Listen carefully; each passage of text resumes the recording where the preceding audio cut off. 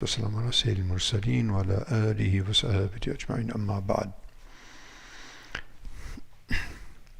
عن الزهري قال أخبرني عبيد الله بن عبد الله عن ابن عباس رضي الله عنهما أخبره أن أبا سفيان رضي الله عنه أخبره أن هرقل أرسل إليه وهو بإيلياء ثم دعا بكتاب رسول الله صلى الله عليه وسلم فلما فرغ من قراءة الكتاب كثر عنده الصخب فارتفعت الأصوات وأخرجنا فقل لأصحابي حين أخرجنا لقد أمر أمر ابن أبي كبشة إنه يخافه ملك بني الأصفر. الله أكبر. So Imam Zuhri rahmatullahi ta'ala alayhi, he mentions that Ubaidullah ibn Abdullah mentioned that Ibn Abbas radiallahu ta'ala anhu, Abdullah ibn Abbas radiallahu ta'ala anhu, informed him that Abu Sufyan radiallahu anhu, who at that particular time was not a Muslim yet.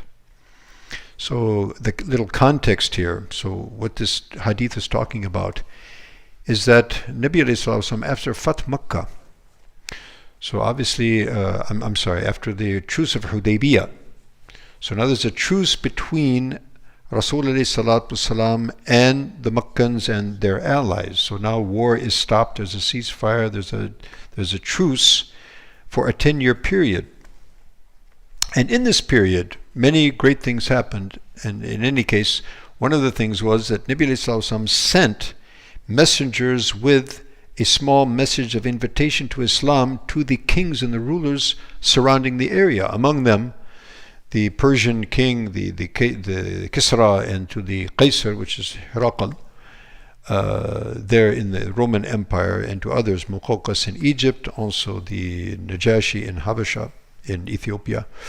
And so in this regard, so now the message and the invitation to Islam by Rasulullah has now reached Herakl, who is the most powerful man of the Roman Empire. And he happened to be in Ilya, which is Bayt al-Maqdis, is there in Quds.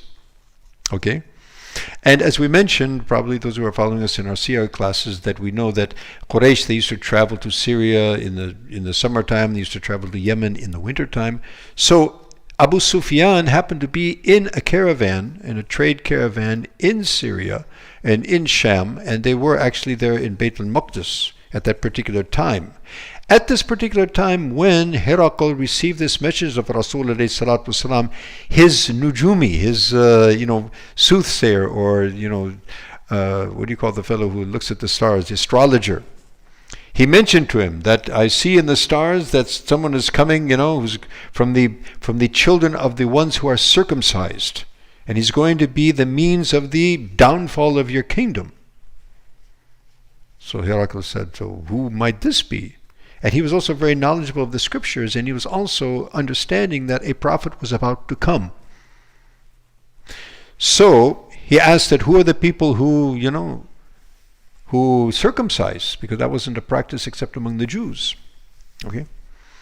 So they found out that the Arabs also do this. So Abu Sufyan happened to be there, so he said, bring me some of these Arabs. So Abu Sufyan happened to be there in the caravan, so he was called to the court of Herakl. And it's a very long hadith, and it's a very long story, it's very interesting. And it's actually amazing, because this Herakl, he asked very pointed questions to Abu Sufyan regarding the prophet to come. About Muhammad sallallahu alaihi wasallam, what about this, what about that? Is there battles between you, the people who enter Islam, what happens, what does he invite to? And so many questions he was asking. Anyway, so Abu Sufyan was called and he was asked all these questions, and then after he answered all these questions, so Herakl, he said, okay, take these guys out. And so Abu Sufyan at this point had not accepted Islam. So once, and actually Herakl, after asking all of these questions to Abu Sufyan, what about his lineage, where does he come from, what does he invite to, was any of his forefathers, were they kings, or was anybody, did anybody claim to be a prophet? So at the end of this conversation, so Herakl told Abu Sufyan and those group that were with him, He said, if what you're saying and the answers that you have given me are correct, then definitely this person is the prophet that we are expecting. But I never imagined he would come from you people. And if I were able to reach to him and wash his feet, I would do so. And so now what he mentions that now كثرت رتفت الأصوات وخرجنا. So then, you know, the priests and the Christian clergy, they got all upset. What's he saying, you know? And so, you know, there was a big, you know, commotion, and so Abu Sufyan and his people were sent out. And so Abu Sufyan is like, you know, what's going on? You know, Muhammad sallallahu alaihi wasallam, Ibn Abi Kabsha, they called him the son of Abu Kabsha.